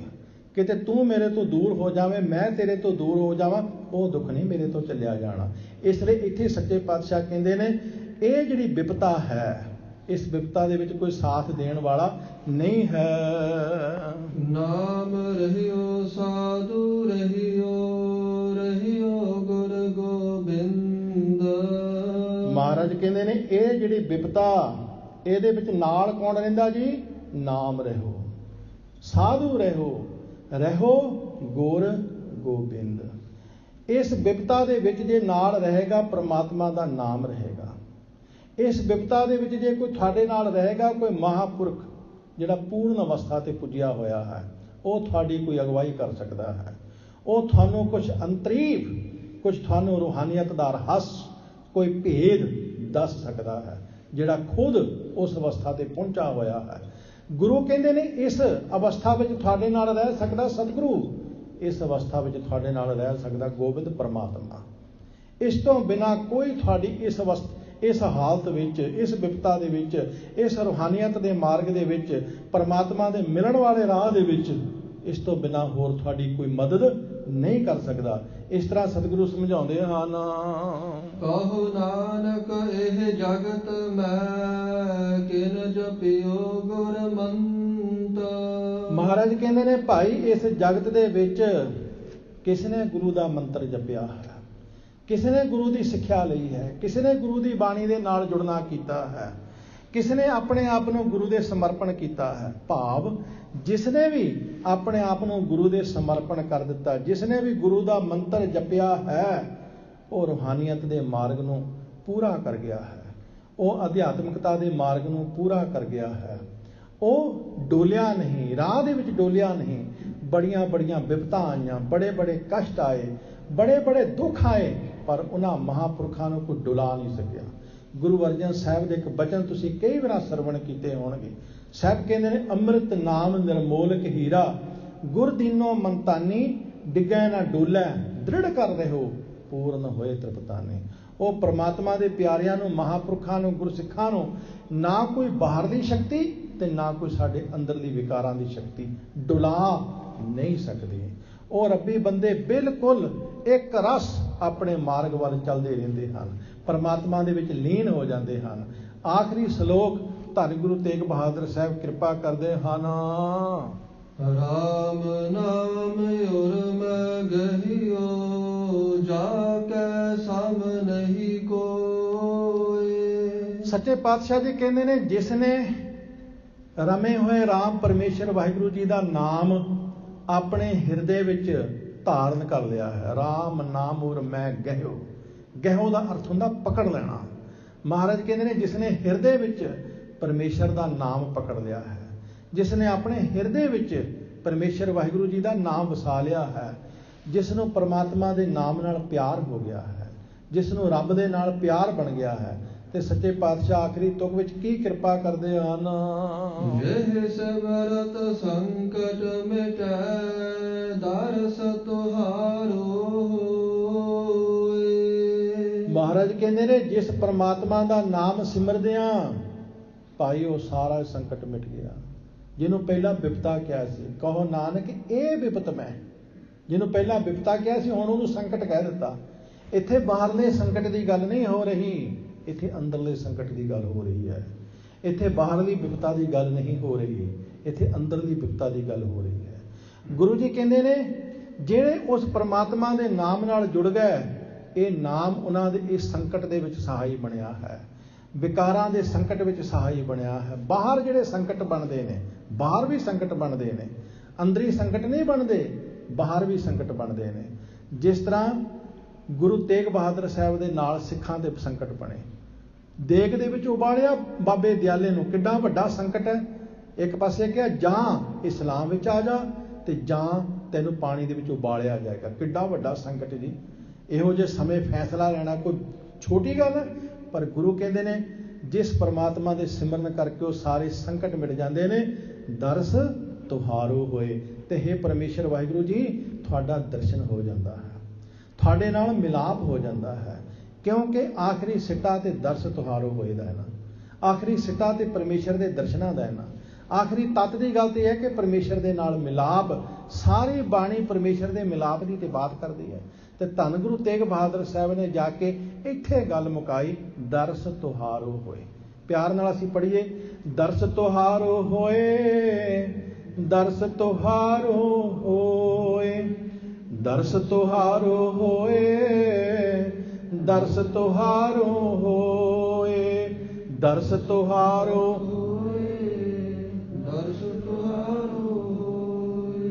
ਜੈ ਸਿਮਰਤ ਸੰਕਟ ਮਿਟੈ, ਜੈ ਸਿਮਰਤ ਸੰਕਟ ਮਿਟੈ, ਜੈ ਸਿਮਰਤ ਸੰਕਟ ਮਿਟੈ, ਜੈ ਸਿਮਰਤ ਸੰਕਟ ਮਿਟੈ। ਦਰਸ ਤੁਹਾਰੋ ਹੋਏ, ਦਰਸ ਤੁਹਾਰੋ ਹੋਏ, ਦਰਸ ਤੁਹਾਰੋ ਹੋਏ, ਦਰਸ ਤੁਹਾਰੋ ਹੋਏ। ਸੋ ਗੁਰੂ ਕੀ ਸਾਧ ਸੰਗਤ ਜੀ, ਆਪ ਜੀ ਨੇ ਬਹੁਤ ਪਿਆਰ, ਬੜੇ ਟਿਕਾਓ ਦੇ ਨਾਲ ਪਿਛਲੇ ਸੋਮਵਾਰ ਤੋਂ ਜੋ ਧੰਨ ਗੁਰੂ ਤੇਗ ਬਹਾਦਰ ਸਾਹਿਬ ਜੀ ਮਹਾਰਾਜ ਦੇ ਇਹ ਸ਼ਲੋਕ ਸਨ, 57 ਸ਼ਲੋਕ, ਇਹਨਾਂ ਦੀ ਵਿਚਾਰ ਬਹੁਤ ਪਿਆਰ, ਬੜੀ ਸ਼ਰਧਾ ਦੇ ਨਾਲ ਆਪ ਜੀ ਨੇ ਸਰਵਣ ਕੀਤੀ। ਔਰ ਇਹ ਜਿਹੜੇ ਸ਼ਲੋਕ ਨੇ, ਪਿੱਛੇ ਵੀ ਬੇਨਤੀ ਕੀਤੀ ਸੀ ਕਿ ਸਾਰੇ ਸ਼ਲੋਕ ਸਾਰੀ ਗੁਰਬਾਣੀ ਦਾ ਇੱਕ ਤੱਤ ਸਾਰ ਹਨ, ਇੱਕ ਨਿਚੋੜ ਹਨ। ਜੇ ਅਸੀਂ ਇਹਨਾਂ ਸ਼ਲੋਕਾਂ ਨੂੰ ਚੰਗੀ ਤਰ੍ਹਾਂ ਸਮਝ ਲਿਆ ਤੇ ਸਮਝ ਲਓ ਅਸੀਂ ਸੰਪੂਰਨ ਸ੍ਰੀ ਗੁਰੂ ਗ੍ਰੰਥ ਸਾਹਿਬ ਜੀ ਦੀ ਬਾਣੀ ਨੂੰ ਸਮਝ ਲਿਆ। ਸੋ ਜਿੱਥੇ ਆਪ ਜੀ ਪਿਆਰ ਸ਼ਰਧਾ ਦੇ ਨਾਲ ਕਥਾ ਸਰਵਣ ਕਰਦੇ ਹੋ, ਕਥਾ ਦੇ ਸਤਿਕਾਰ ਵਿੱਚ ਆਪ ਜੀ ਬੇਅੰਤ ਮਾਇਆ ਵੀ ਅਰਦਾਸ ਕਰਵਾਉਂਦੇ ਹੋ। ਸਤਿਗੁਰੂ ਸਭਨਾਂ ਦੀਆਂ ਕਿਰਤ ਕਮਾਈਆਂ ਵਿੱਚ ਬਰਕਤਾਂ ਪਾਉਣ, ਸਰੀਰਕ ਤੰਦਰੁਸਤੀ, ਗੁਰਸਿੱਖੀ ਜੀਵਨ ਮਹਾਰਾਜ ਸਾਰਿਆਂ ਨੂੰ ਬਖਸ਼ਿਸ਼ ਕਰਨ, ਭੁੱਲਾਂ ਚੁੱਕਾਂ ਦੀ ਖਿਮਾ। ਪਿਆਰ ਵਿੱਚ ਫਤਿਹ ਬੁਲਾਓ ਜੀ। ਇਹ ਇੱਕ ਮਿੰਟ ਹੈ, ਆਖਰੀ ਸ਼ਲੋਕ ਪੜ੍ਹ ਲਈਏ। ਸੋ ਆਖਰੀ ਜੋ ਸ਼ਲੋਕ ਹੈ ਆਪ ਜੀ ਬੜੇ ਪਿਆਰ ਦੇ ਨਾਲ ਸਰਵਣ ਕਰੋ, ਉਸ ਤੋਂ ਬਾਅਦ ਫਿਰ ਫਤਿਹ ਬੁਲਾਉਂਦੇ ਹਾਂ ਜੀ। ਚਲੋ। ਰਾਮ ਨਾਮ ਔਰ ਮੈਂ ਗਹਿਓ, ਜਾ ਕੈ ਸਮ ਨਹੀਂ ਕੋਏ। ਜੇ ਸਿਮਰਤ ਸੰਕਟ ਮਿਟੈ, ਦਰਸ ਤੁਹਾਰੋ ਹੋਏ।